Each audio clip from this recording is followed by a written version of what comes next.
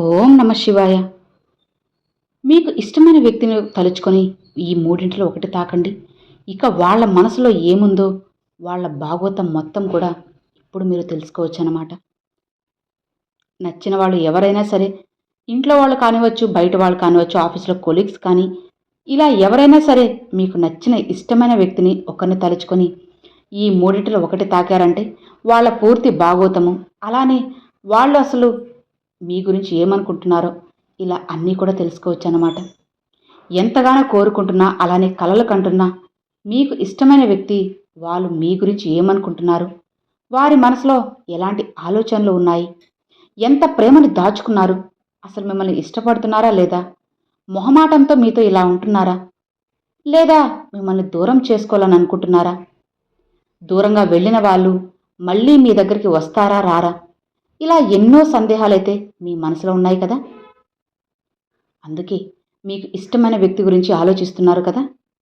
ఒక్కసారి ఆ పరమశివుని తలుచుకొని ఓం నమ శివాయ అని అనుకుని ఈ మూడింటిలో ఒక్క నెంబర్నైతే చూస్ చేసుకోండి. ఇక వాళ్ళు మీ గురించి ఏమనుకుంటున్నారో, ఏం ఆలోచిస్తున్నారు, వాళ్ళ మనసులో ఎలాంటి అభిప్రాయం ఉందో, ఎలాంటి ప్రేమ ఉందో, కక్షలున్నాయా, నిర్లక్ష్యం ఉందా, మిమ్మల్ని ఇష్టపడుతున్నారా లేదా చిన్న చూపు చూస్తున్నారా, ఇప్పుడు ఈ క్షణం వారి మనసులో ఏమున్నది అనేది ఇప్పుడు మనమైతే తెలుసుకుందామన్నమాట. ప్రతి ఒక్కటి కూడా ఇప్పుడు మనం తెలుసుకోవచ్చండి. పాలకి నీళ్ళకి ఉన్న తేడా అన్నీ కూడా ఇప్పుడు మనం తెలుసుకోవచ్చు అన్నమాట. ఒక వ్యక్తిని ఇష్టమైన వ్యక్తిని తలుచుకొని ఒక నెంబర్ని అయితే చూస్ చేసుకోండి. ఇది మీరు ఒక్కరి కోసమే కాదండి, ముగ్గురు కోసం కూడా చూస్ చేసుకోవచ్చు అనమాట. ముగ్గురు పేర్లు అనుకొని మీరు ఒక్కొక్కరికి ఒక్కొక్క నెంబర్ చూస్ చేసుకొని వాళ్ళతో కూడా అనుకోవచ్చు. ఇప్పుడు అన్నీ కూడా అయితే తెలుసుకుందామా. మొదటి నెంబర్ తాకిన వాళ్ళు ఎవరైతే మొదటి నెంబర్ చూస్ చేసుకున్నారో, ఇక వాళ్ళు మీ గురించి ఏం ఆలోచిస్తున్నారో, మీకోసంగా ఎలాంటి ఆలోచనలు ఉన్నాయో ఇప్పుడు మనం జాగ్రత్తగా తెలుసుకుందాం. చివరి వరకు వింటే అన్నీ కూడా అర్థమవుతాయన్నమాట. వారి మనసులో అయితే ఇప్పుడు ఎలాంటి అయోమయం అయితే లేదు. వాళ్ళైతే మీ గురించి ఈ విధంగా అనుకుంటూ ఉన్నారు. మీరు చాలా మంచి వ్యక్తి అని, చాలా మంచి ఆలోచనలతో ఉన్నారు అని, అలానే మంచి నడవడికగా మీరు ఉన్నారు అని, మంచి పాజిటివ్ ఆలోచనలతోనే ఎప్పుడూ ఉంటారు అని వారు మీ గురించి అయితే ఆలోచిస్తూ ఉన్నారు. నువ్వు సంతోషంగా ఉండడం చాలా వాళ్ళకి ఇష్టమన్నమాట. ఎక్కువగా స్నేహితులతో ఆనందంగా గడపడం అంటే మీకు ఇష్టమని వాళ్ళు అనుకుంటున్నారు. చాలా ప్రాక్టికల్గా వ్యక్తివని వాళ్ళు అనుకుంటున్నారు. ఊహల్లో కలల్లో కాకుండా నిజ జీవితంలో బ్రతకడానికి ఇష్టపడతావని చెప్పి ఏది ఏమైనా సరే ఆచరణాత్మకంగా చేసి వాళ్ళకి చూపెడతావని నీ గురించి వాళ్ళు అనుకుంటూ ఉన్నారు. అలానే మీకు చాలా ఆత్మవిశ్వాసం ఉంది అని అయితే ఆ వ్యక్తి నీ గురించి అనుకుంటున్నారు. ఏ వ్యక్తి అయితే నీ గురించి ఈ విధంగా అనుకుంటున్నారో నీ గురించి మంచి అభిప్రాయం కూడా ఏర్పరచుకున్నారు. నువ్వు పూర్తిగా కూడా తనలాంటి వ్యక్తి అని, నిన్ను చూస్తే తనని తాను అద్దంలో చూసుకున్నట్టు ఉంది అని వాళ్ళు అనుకుంటున్నారు.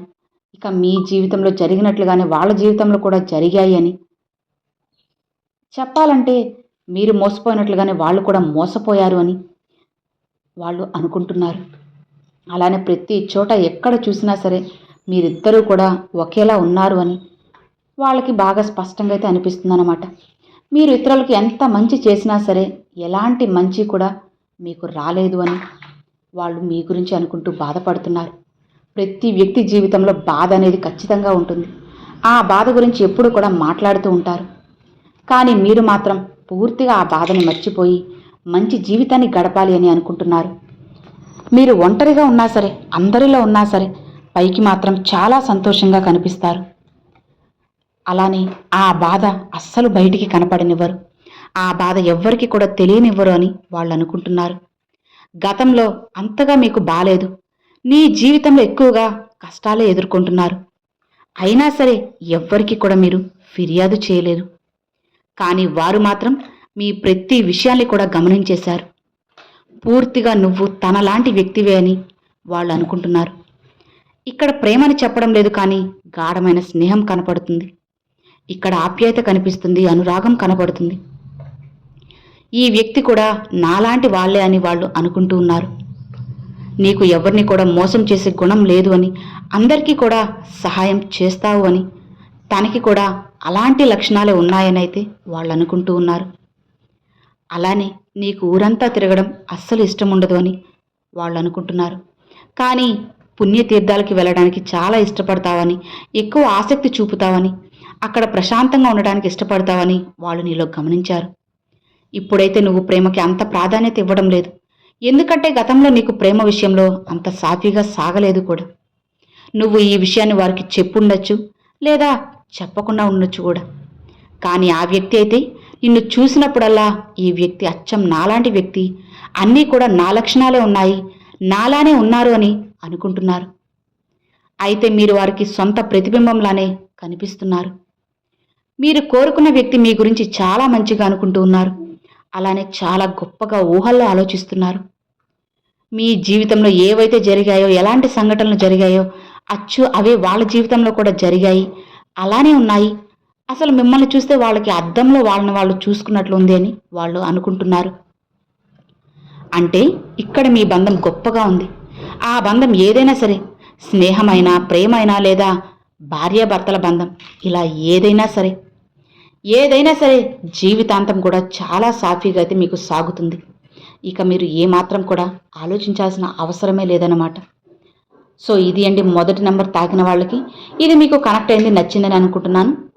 ఇక రెండవ నెంబర్ తాకిన వాళ్ళకి వాళ్ళు మీ గురించి ఏమనుకుంటున్నారో, వాళ్ళ ఆలోచనలో ఏముందో ఇప్పుడు మనం తెలుసుకుందామా.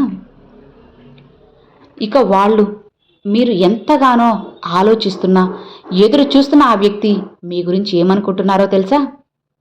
ఇప్పుడు మీరు ఈ సమయంలో చాలా ఇబ్బందుల్లో ఉన్నట్లయితే వారు నీ గురించి ఇలా అనుకుంటున్నారు. నీ జీవితంలో పెద్ద సమస్య వచ్చుండొచ్చు, లేదా మీ బంధం ముగిసిపోయి ఉండొచ్చు. అలానే మీరు వారికి దూరంగా కూడా ఉండుండొచ్చు. ఇంకా కూడా చెప్పాలి అంటే అది రోజులు కావచ్చు, వారాలు, నెలలు కూడా కావచ్చు. ఆ వ్యక్తి నిన్ను మోసం చేశారు కాబట్టి తన తప్పు తాను తెలుసుకొని చాలా ఫీల్ అవుతూ ఉన్నారు. ఇక మీరైతే మనసులో ఇలా అనుకుంటున్నారు, నాకు బ్రతకాలని లేదు అని. ఈ విషయాన్ని నువ్వు వారితో చర్చించుండొచ్చు, లేదంటే ఎవరైనా స్నేహితుల ద్వారానో ఈ విషయం అనేది వాళ్ళకి తెలిసుండొచ్చు.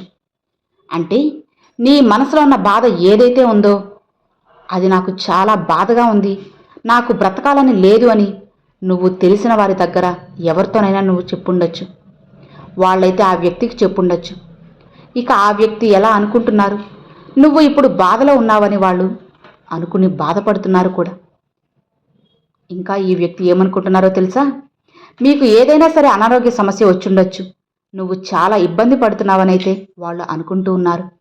నీ వ్యక్తిగత జీవితం సరిగా లేదు అని వాళ్ళకిప్పుడు అనిపిస్తుంది.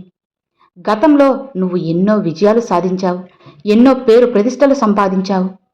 నువ్వు ఎక్కడ ఉన్నా, ఏం చేసినా సరే అందరి హృదయాలను కూడా గెలుచుకుంటావు. అయితే ఇక్కడ మీ ఇద్దరి మధ్య బంధం అనేది బలంగా ఉంది.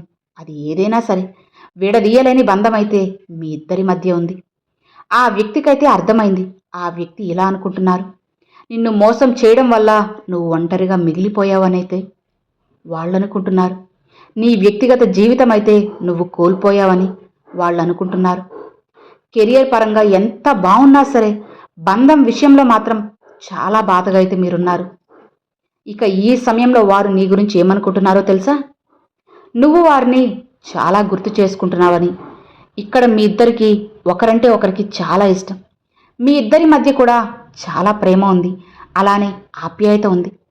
కానీ మీ బంధం అనేది మీరు కోరుకున్నట్లుగా సాఫీగా సాగడం లేదు. ఈ వ్యక్తి మీ గురించి రాత్రింబవళ్ళి ఆలోచిస్తున్నారు. మీరైతే వారికి దగ్గరగా ఉన్నారు అని వాళ్ళు అనుకుంటున్నారు. వాళ్ళు ఇంకా ఏమనుకుంటున్నారంటే ఇద్దరి మధ్య ఉన్న గతం అంతగా మంచిగా కాదు అని, విషయాలన్నీ కూడా మీరు ఒకరి కోసం ఒకరు ఆలోచిస్తున్నట్లుగా సాగలేదు. మీరు తనతో లేకపోయినా సరే మీరు తనతోనే ఉన్నట్లుగా వాళ్ళు ఊహించుకుంటున్నారు. అలానే మీరు కూడా తన్నే అనుక్షణం గుర్తు చేసుకుంటూ ఉన్నారు అని వాళ్ళు అనుకుంటూ ఉన్నారు. మీ ఇద్దరి మధ్య చాలా విషయాలైతే ఉన్నాయి. భవిష్యత్తులో నువ్వు ఎన్నో విజయాలు సాధిస్తావు, అవి వాళ్ళు చూడాలని అనుకుంటూ ఉన్నారు. వాళ్ళ దృష్టిలో నువ్వు చాలా గొప్ప వ్యక్తివి. మీ ఇద్దరి జీవితం కొత్త స్థాయిగా ప్రారంభమవబోతుంది. అవును, ఇక ఎన్నో సంతోషాలు అనేటివి మీ జీవితంలోకి రాబోతున్నాయి కూడా. మీరిద్దరూ ఒకటవుతారు. ఆ భగవంతుని ఆశీస్సులు మీకు ఎప్పుడూ కూడా ఉంటాయి. ఎందుకంటే ఇద్దరూ కూడా ఒకరిని ఒకరు ఎంతో అభిమానించుకుంటున్నారు, ఎప్పటికీ కూడా మీకు దూరం కారు వాళ్ళు. ఇద్దరూ కూడా చాలా అంటే చాలా సంతోషంగా ఉన్నారు. సో ఇది అండి రెండవ నెంబర్ తాకిన వాళ్ళకి. ఇది కూడా మీకు కనెక్ట్ అయింది, నచ్చిందని అనుకుంటున్నాను. ఇక ఆఖరిగా మూడో నెంబర్. ఎవరైతే ఈ మూడో నెంబర్ చూస్ చేసుకుంటున్నారో వాళ్ళు ఏమనుకుంటున్నారో తెలుసా? మీ హృదయంలో మీ మనసులో ఉన్న వ్యక్తి వాళ్ళ ఆలోచనలు ఎలా ఉన్నాయి, ఏ విధంగా ఉన్నాయో ఇప్పుడు మనం తెలుసుకుందాం. జాగ్రత్తగా వినండి, అర్థమవుతుంది. ఇప్పుడు మీరు వారి జీవితంలో అతిపెద్ద సంతోషం అనేది వాళ్ళు అనుకుంటూ ఉన్నారన్నమాట. మీరు ఉంటే చాలు అనుకుంటున్నారు. మీ రాక వల్ల వారి జీవితంలో వాళ్ళ కోరుకున్నదంతా వచ్చింది అని అనుకుంటున్నారు. కుటుంబాన్ని బాగా చూసుకుంటారు. ఆ వ్యక్తి అయితే కుటుంబానికి ఎంతో ఎక్కువ విలువనైతే ఇస్తారు. నీ రాకతోటి వారి జీవితంలో సంతోషం వచ్చింది అని వాళ్ళు చాలా అనుకుంటూ సంతోషపడుతున్నారు. నిన్ను మాత్రమే వాళ్ళ జీవితంలో భాగస్వామిగా కోరుకుంటున్నారు. అవసరమైతే కుటుంబానికి వ్యతిరేకంగా వెళ్లాల్సి వస్తుంది కూడా. ఒకవేళ మీరిద్దరూ ప్రేమించుకుంటున్నట్లయితే కుటుంబానికి వ్యతిరేకంగా వెళ్ళైనా సరే మిమ్మల్ని వివాహం చేసుకుంటారు. ఒకవేళ వాళ్ళు మీ జీవిత భాగస్వామి అయితే అక్కడ కూడా కుటుంబాన్ని ఎదిరిస్తారు. భార్య అయితే పుట్టింటి వాళ్ళని కూడా ఎదిరించడానికి సిద్ధపడతారు.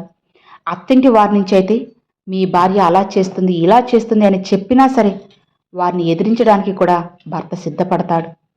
అదే భర్త అయితే మిమ్మల్ని వదులుకోవడానికి ఏమాత్రం కూడా అస్సలు ఇష్టపడ్డు సిద్ధంగా లేరు కూడా. మీకోసం ఎవరినైనా సరే ఎదిరించడానికి వాళ్ళు రెడీగా ఉన్నారు. వారికి తెలుసు మీ రాక వల్ల వారి జీవితంలో సంతోషం వచ్చింది, ప్రశాంతత వచ్చింది అని, వారి జీవితం సంపూర్ణమైంది అని.